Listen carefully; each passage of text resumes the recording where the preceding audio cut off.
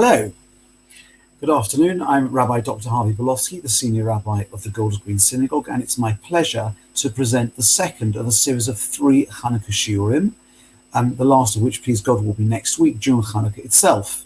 Last week, we considered why Chanukah is 8 days, and we're going to go in an entirely different direction today, and we're going to explore a subject I've called Chanukah and the origins of modern Judaism. As always, I'm going to teach them a text, and that means that we're going to, in a moment, to share the text screen so that you can see the text. I will highlight key bits as we go along. All the texts are provided in their Hebrew or Aramaic original with Hebrew translation, or a few bullet points for those who prefer to follow in English. So, so here we go. It begins right back in the creation story, which seems a very odd place to think about Chanukah, which is, of course, a post-biblical festival, a festival that came into being by rabbinic decree in the Second Temple period. So, but actually the Midrashic literature, which is sometimes misunderstood as simplistic fable, that actually offers deep insights into the texts and to the spaces in the text, has a lot to say about some of the early stories, because the Bereshit creation story should be understood not just as a record of what happened in some sense back then at the beginning of creation, but also setting the scene for various categories of human experiences that will follow, of which, of course, Chanukah will be one. Here we go. It's the second verse of the entire Torah.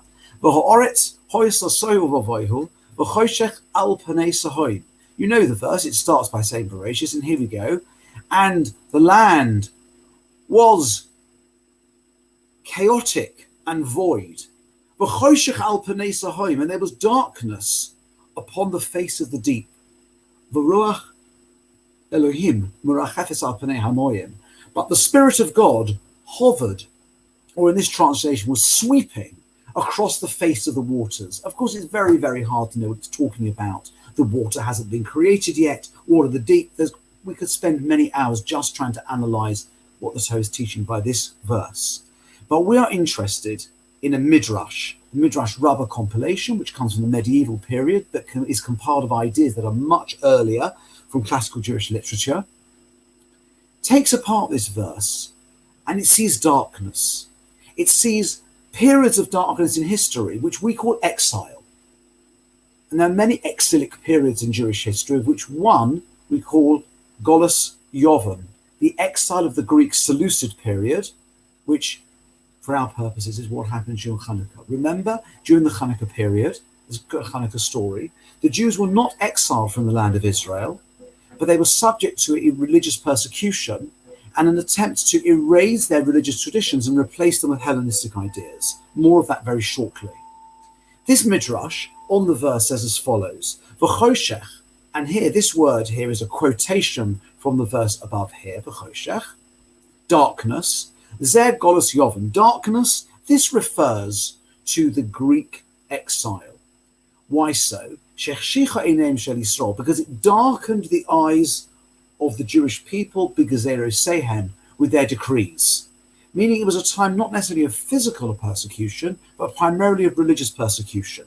Darkening our eyes, meaning the light, which we always associate with Torah, enlightenment, was imperiled and under threat.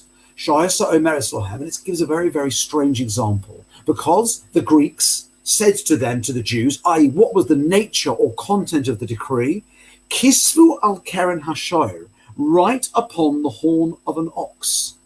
She'ein lochem chilek ve'elohei Yisrael, that you have no portion in the God of Israel. It's a very, very strange idea. It needs a little bit of unpacking. Now, there are numerous interpretations of this phrase, but the one I like best is horns of an ox were used in ancient times as baby bottles. Today we're used to plastic baby bottles, and they had predecessors before plastics were invented. But in ancient times, they would take a horn, they would clean it out, they would stopper it, having cut the end, and they would fill it with milk, and it was a way of transporting milk to feed a baby. So what this means in an ancient allegory, for those who understand that the ox horn was used, is what we would say in English as imbibe with your mother's milk. It should be taught for you from the very first that you have no portion in the God of Israel. We don't believe in the idea of God of Israel, and we want you to teach your children from their earliest years that they have nothing to do with these ancient, bizarre, peculiar superstitions that you call Judaism. That's what this Midrash says. And they darkened our eyes because the light of the Jewish people, the guiding light of the Jewish people is the Torah. And they are being told to teach their children from the earliest times, Ein lochem chelek be'elokei Yisrael. You have no portion with the God of Israel. So, as I said already, this exile, the Greek period, which led eventually to the Chanukah story that we discussed the miracle in more detail last week, this exile seems to differ from others. It was a religious persecution rather than an attempt to expel them from the land, as had happened in the Babylonian exile and as subsequently happened in the Roman exile at the end of the Second Temple period. There is something, if you like, an existential clash between the objectives of the Greeks and the aspirations of the Torah. And here we have a very short excerpt from the Zohar. The Zohar is the classic of Jewish mysticism. We referred to it last week. It was published at the end of the 13th century. And here we're using it as midrash rather than as mysticism. Asher ein bo mum. Now, this passage in the Zohar refers to the red heifer, the beginning of Parshas Chukas, which is near the end of the Midbar. We learn the rule of the red cow, which was used for purification processes. And we were to say it had no blemish. And picking up on that phrase, Asher ein bo mum, in which there is no blemish, referring to the cow, this midrash in the Zohar takes it in a certain direction. What does this refer to in this midrashic way of thinking? Dom malchus yovon, this refers to the Greek kingdom. Di'inan karevin la'arche mehem nusa, because they are close to the ways of truth. So this is very interesting. At first glance, this passage in the Zohar appears to clash with our Midrash. The Midrash destroy Judaism, replace teaching Torah from our earliest youth with a new idea, you have no portion of the God of Israel. And the Zohar is saying the Greeks are somehow close to the way of truth. There is something perhaps particular about a challenge where there are two ideologies that differ, perhaps in very specific and profound ways, but on the surface seem close together. Let's evolve these ideas a little more. Here we have another brief excerpt, this time from the Talmud Yerushalmi, the Jerusalem Talmud, which we less often quote, from the tractate Megillah, which deals with many of these things. Toni Rabban Shimon ben Gamliel. We're going to meet Rabban Shimon ben Gamliel as a heroic figure a little later on in this shiur. But in the meantime, Rabban Shimon ben Gamliel taught the following. After Sforim lo hitiru shichtavu el Yavonis. When it comes to holy scrolls, the word Sforim here means books, but of course they did not have books of the sort we have in the post-printing world. It doesn't probably refer to codices either, which are handwritten manuscript in a book form. It means scrolls. And here it doesn't just mean scrolls, it means scripture. Scripture written on scrolls, like we have a Sefer Torah, we have a Megillah. Lo hitiru, the rabbis gave no permission, sheyichtavu, that they should be written ele Yavonis, rather than in Greek, meaning if you can't write them in Hebrew, the only other language in which it is permitted to write holy scrolls are in a Greek translation. Because the rabbis had investigated and they had discovered that it is only possible to translate the Torah accurately into Greek, that no other translation is perfect in Greek. This, once again, when you can translate the ideas of one culture, one religious way of thinking, one ideology very accurately into another, when one maps properly to the other, it suggests that there are ideological similarities. It's really a source that goes together with source 3. Yet, the Greeks, and we are treating the references here to Greeks to the period of the Chanukah period, although of course the Greeks changed over a long period of time. There were many centuries of Greek influence in philosophy and other areas of human endeavor. Here in Megillas Tanis, which we referred to last week, it is a scroll of ancient origin in which the rabbis recorded special days on which we don't fast, which we don't make eulogies, which were set aside for special observances because of historic events in ancient times. In Megillas Tanis, Gozru HaYavonim, the Greeks decreed Al Shabbos Mila v'Kiddush HaChodesh. What were the specific religious observances to which they objected? Shabbos, observance of Sabbath, Mila, circumcision, and Kiddush HaChodesh, sanctification of the new month. Now I'm going to pause for a moment and consider what this might mean. Why pick these three things? And I think at first glance, there's no obvious connection between them. But a little more analysis draws them together. These are all observances which are central to, as it were, to religious control of human life. The notion that human beings can have a role in the sanctification of time, space, and human experience. We don't know exactly what the Greeks of the Chanukah period believed. But we do know that they were very bothered by the notion that physicality and spirituality can coexist. They may have lived in a world where you had a choice to be an ascetic living on a mountain top, or a person fully engaged in the machinations of the real world. But the notion you can bring them together, or worse still, that human beings can control or direct spiritual experiences and thereby partner with the divine, something which we consider central to Judaism, this was anathema to the Greeks. Shabbos is about the idea of sanctification of time, that every 7 days it's possible to commune with the divine and we can live, as it were, me'ein olam haba, in a space that replicates a spiritual world that we'll live in after death. That was something objectionable to the Greeks. You can sit and eat and drink and celebrate, but the idea you can do that in the context of a celebration that draws man and God, the spiritual world and the physical world together, that was anathema.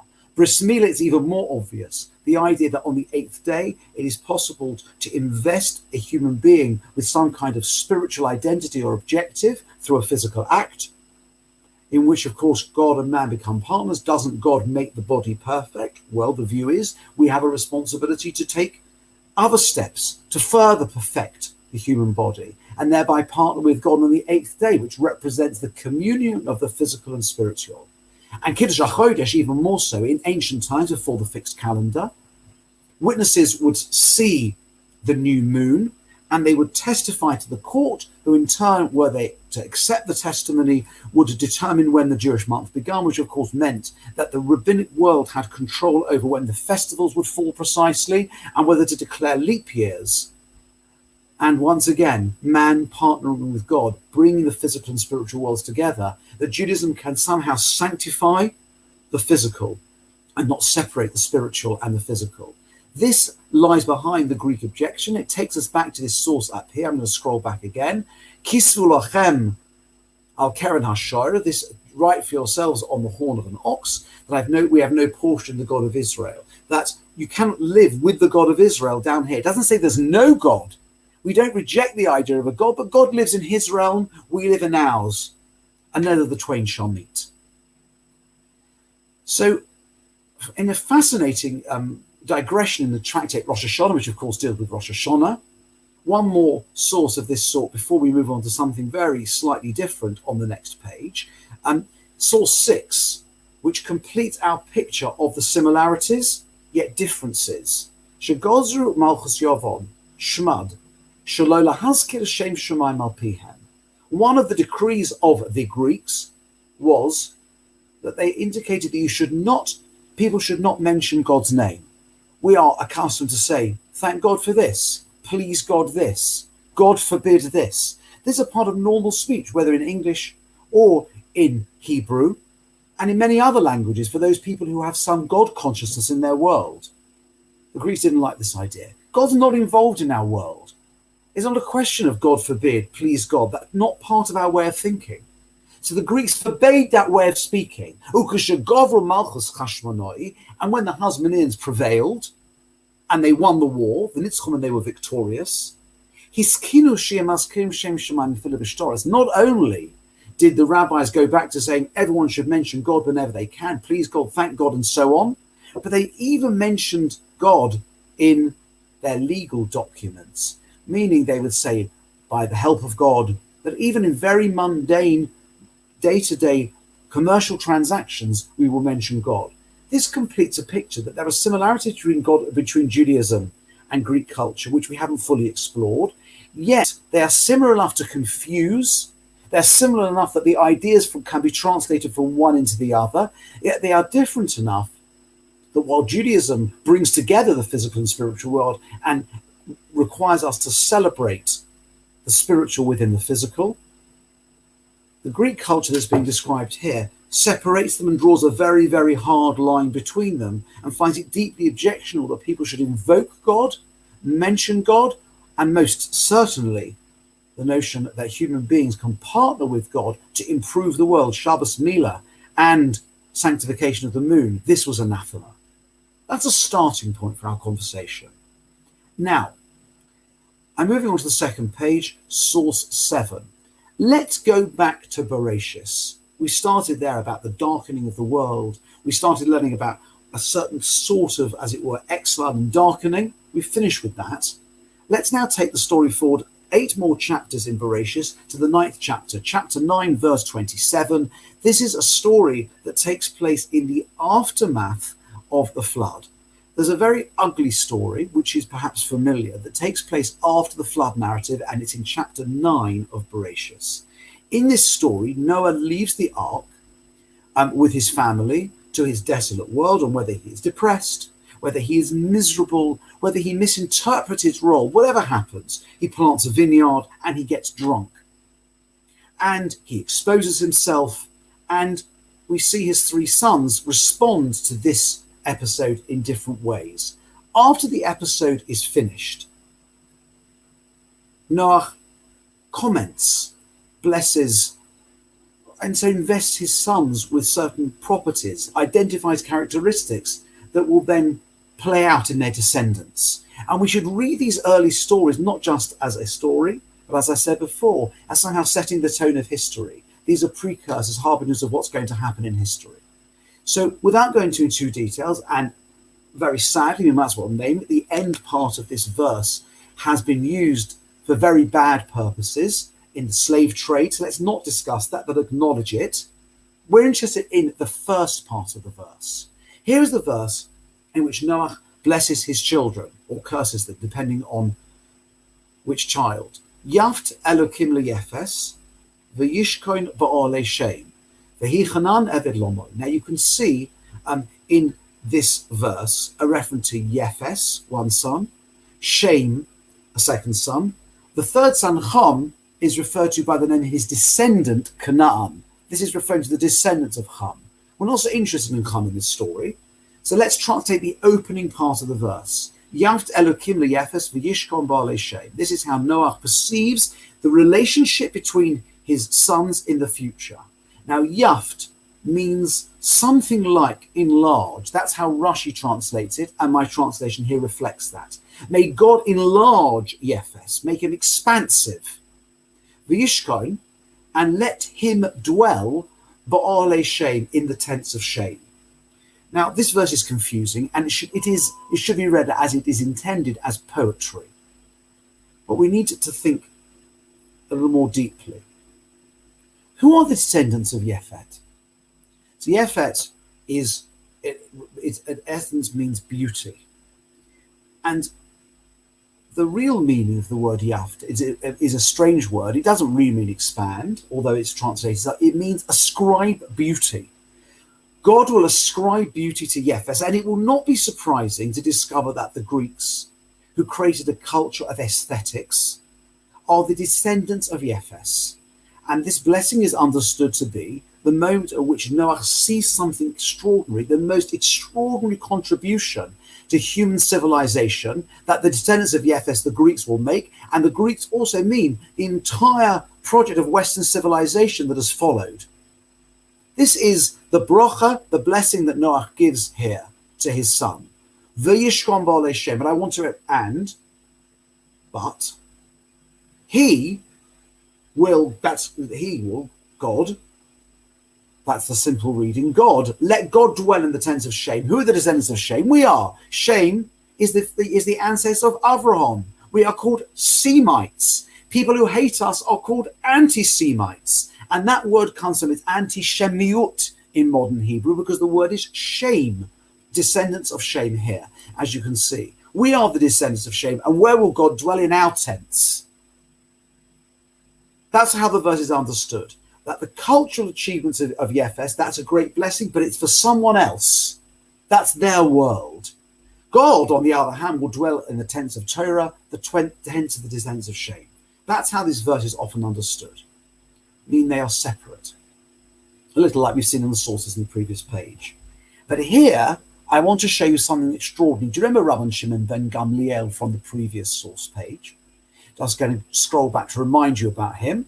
He said that you can translate the Bible accurately into Greek, and therefore it is permitted to write scrolls in Greek. This is the same Rabbi Shimon ben Gamliel. He says, Omer, af besforim loitish yavonis. He starts off, the rabbis permitted them to be written in Greek. That's the parallel source of the one we saw in Yerushalmi in the previous page. Omer Rebbe Abal, Omer Rebbe Yochanan, halacha Rebbe Shimon ben Gamliel. So the later sources in the Talmud say the halachas like that, it's permitted. I don't know if it has any real practical application because we don't know how to do it, or whether the Greek that's referred to here is what we know as Greek. It's the concept that I'm interested in. Omer Rebbe Yochanan, my time of the Rabbi Shimon ben Gamliel, Rebbe Yochanan said, well, what's the reasoning? How does Rabbi Shimon ben Gamliel justify this idea? And guess what? He says, he quotes our verse up here, which I translate, let God ascribe beauty to Yefes, but he will dwell in the tents of Shem, meaning the Greeks are given culture and we are given Torah. How does Rabbi Shimon ben Gamliel read this verse? Completely differently. The verse says, Yaft Elokim liyefes v'yishkon v'alei Shem. That's the quote. How does it read it? And this line is critical to the entire talk. Devorav shall Yefes yu ba'alei Shem. The matters of Yefes will be in the tents of Shem. Just these 6 words are absolutely transformational, and they explain how Chanukah may well represent the beginnings of what I'm describing for the purpose of this shiur as modern Judaism.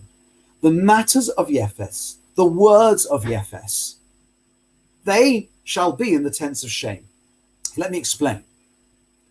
We read the verse initially as God will give beauty to Yefes, but the Vov connecting here is read as but in contrast, he will dwell in the tents of Shem. Now, for those who know something about Hebrew, you will see in this word v'yishkon, there is a pronoun built into the word. He will, or let him dwell. But what Rabbi Gamliel is saying, that's not the right way to read the verse. V'yishkon means, and it shall dwell in the tents of Shem. What is it? The beauty of Yefes. Meaning, don't read this Vov as but read it as and. God shall ascribe beauty, culture to Yefes, to the Greeks, and it, not God, it, the culture of Shem shall dwell.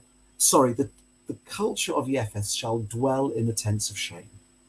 This explanation is absolutely transformational, because what it is saying is that culture, all the things that the Greeks achieved, their philosophy, their music, their art, their aesthetic, and everything else, which has so informed Western culture, the Torah is not saying it should be separated. It's got to be given a purpose. It can dwell in the tents of Shem. That's its real objective, to be combined with spirituality so that we can co-experience the best of both worlds. The extraordinary achievements that are represented in this story by Yefes, if you like, Yefes is the precursor, but the purpose ultimately is to have a spiritual context for them rather than seeing them as ends in themselves. They become means to a spiritual world of which there is a partnership, where Shem and Yefes, where the Greeks, where Western culture and the Jews can share ideas, can walk together in a partnership,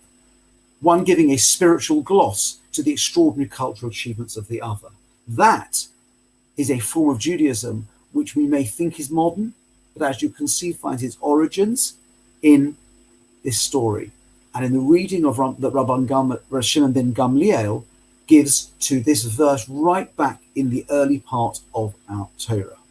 And I only have one more Hebrew source to share with you, and there are many others that adopt this view. And in this approach, the menorah has a very special role. The menorah is not the cause, the lighting of the menorah is not the cause for Chanukah. It represents what Chanukah is and what Judaism could be, meaning the menorah, a 7-branch lamp, something we will look into more detail in the final class next week, has a very particular symbolic property. It's explored in many, many texts, but in limited time, I've just selected one. This source 9, the Emek Dovar, on the structure of the menorah when it's described for the Mishkan Tabernacle in the middle of the book of Shemos Exodus. Here, Emek Dovar, this is Rabbi Naftali Tzvi Yehuda Berlin, the Netziv, who was one of the greatest Torah commentators of late 19th century Eastern Europe.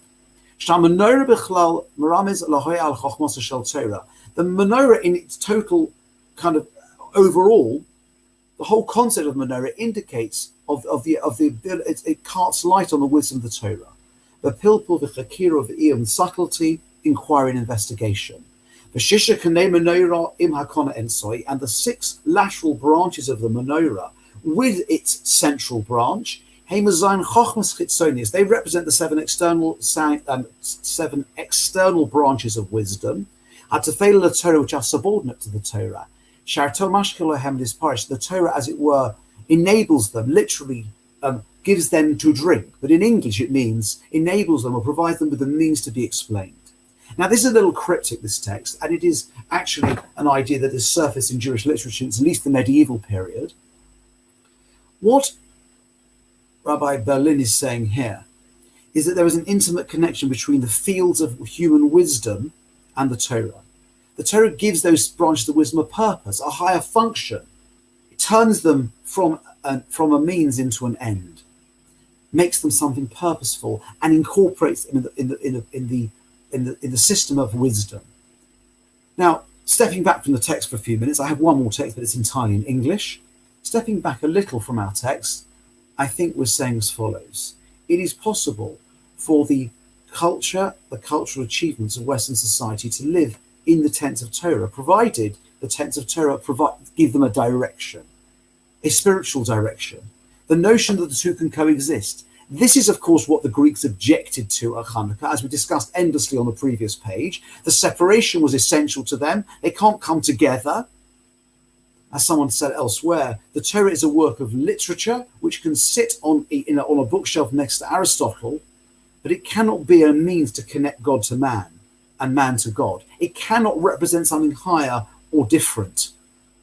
Instead, and that the war of the Greeks that brought Chanukah about, that's what the war was really about whether spirituality and physicality can be combined in one great system or they must be kept forever separate. The Jews win the war and they light a menorah. The menorah is a siman. It is a symbol of that notion. It's a block of gold. You can't stick the lateral branches on. The Torah says explicitly it must be mixture, must be beaten out of a single. The lamps in the menorah in the temple, the 6 lateral lamps, the wicks were guided were inclined to focus towards the center, i.e. there are branches of human wisdom. They're all part of one whole. They come from the same place, and they all focus on a single central purpose, the Torah, meaning physical progress, culture, philosophy, literature, other forms of wisdom and endeavor, but harnessed to a higher spiritual purpose. That is the victory of the Hashmonai and the Hasmoneans over the Hellenists. That is the victory of a notion that Torah can adapt and fit a world in which these cultural endeavors are not rejected but incorporated. And that is what the menorah represents. So in this reading, the menorah is not the sibah, it's not the cause for the Chanukah. Chanukah has a life of its own.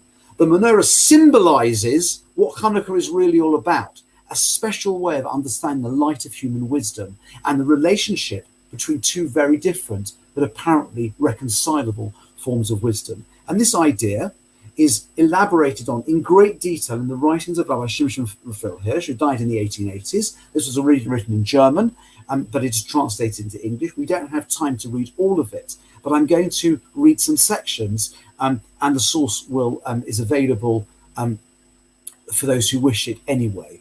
As for the 6 branches, with their 6 lights, we are able to see them as symbolizing man's spiritual endeavor of cognition and volition that are directed toward the physical world.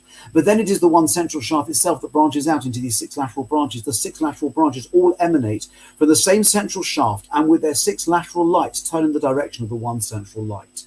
This teaches us that the concept of the recognition and service of God is not an abstraction or a concept isolating us from general knowledge and aspirations of the outside world. Rather, it is a concept that is fully activated in endeavors to understand and build the world. Thus, no motive of thought and deed is alien to God and his service, because both source and goal are rooted in God and give basis and sanctity to thought and action. All that is truly moral and spiritual has only one base, one root, and one goal. God is its beginning, God is its end. The fear of God is the beginning, and the crowning glory of all wisdom is the fear of God. The text clearly stresses the distinction between the one central shaft, the candlestick proper, and the lateral branches.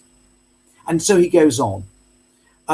By turning the bottom line, its light toward the physical world, it seems to support a dichotomy between the spiritual and physical, which, however, is reconciled by the harmonious reunion of all the lateral lights at their central point of origin, meaning they seem to branch out and go away from the center, but in fact, they are connected to the center at their very root. And in another essay on Hellenism and Judaism, in the 2nd volume of Rav Hirsch's collected writings, there was an old prophecy, one that you now know, to our knowledge of the oldest prophetic vision. And translates it slightly differently from the way I did. God will open the mind of Japhet, and he shall dwell in the tents of shame. If we grasp the meaning of the prophecy, it proclaims nothing less that God will give Japhet's mastery over the minds of men. But only Shem will build homes where God's glory will find its dwelling place on earth. Japhet blossomed into the Greeks, the Hellenist nations, whose mastery of all that is gracious and beautiful conquered the hearts of men. Shem blossomed into the Hebrew nation, which erected homes for God and became the foundation of God's holy law, of right and of love. The history of the world to this day is a fulfillment of those prophetic words. Next paragraph. It appears, however, that only the blessing, the victory, and the fulfillment of the perception of God as proclaimed by Shem would prevail. The domination of minds by Japhetic culture would only be the groundwork for the houses of men into which God, portrayed by Shem, would move and find his place on earth. At first, minds will be receptive to Japhetic culture, and then Shem's God will enter into the tents of man. And all others are subdued by Japhet, Shem will overcome him. And so it goes on. And he talks about beauty. There's much more of this. And it is not my intention to read all of it. Here's a little more at the bottom of page 3. Yet Hellenistic culture contains only a small fraction of the truth which will eventually affect the salvation of mankind. As long as Hellenism is not coupled with the spirit of shame, and of course you can see he's reading the Gemara, our Gemara, which talked about how to understand the verse, that the two come together, that the culture of Yefes will ultimately express itself in the tense of shame, with the pronoun in the word of the Yishkon referring to the culture, not to God. As long as Hellenism is not coupled with the spirit of Shem, as long as it prides itself on being the sole road to happiness, it falls prey to error and illusion, denigration and decay. Hellenistic culture stimulates only the mind, creates only a thirst for knowledge and truth, but is unable to generate knowledge of truth, which of course Rav Hirsch understands to be found in the spirit of Shem. As disseminated by the Jewish people, has made its impact upon mankind as no other force before it. Though it is only a tiny spark, it has wrought a mighty change in man's thinking and feeling ever since Shem proclaimed the name of the only one in the world. Darkened minds have become enlightened. Cobwebs of error and illusion have begun to disappear, and a true understanding of man's task in this world has become evident everywhere. There is more of this to read, but I'm going to stop there. I hope the idea is clear, that this idea is what we consider to be the origins of modern Judaism, a Judaism which it's possible to align extraordinary achievements and cultural persuasiveness of the world of Greeks that came from Yefes, but combined with a spiritual aspiration which transforms it into something which is spiritual and godly. That is the origin of modern Judaism, and that is an idea that finds itself through the expression of Chanukah, seen through a different lens, with the menorah as a simon, a symbol of what the war really, the war against the Greeks really stood for, rather than necessarily lighting simply to represent a miracle of 8 days.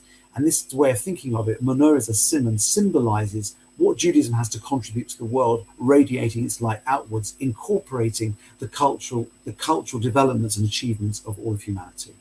Thank you very much, and hope to see you next week at 1 o'clock for the final class, which is called What Shape Your Menorah?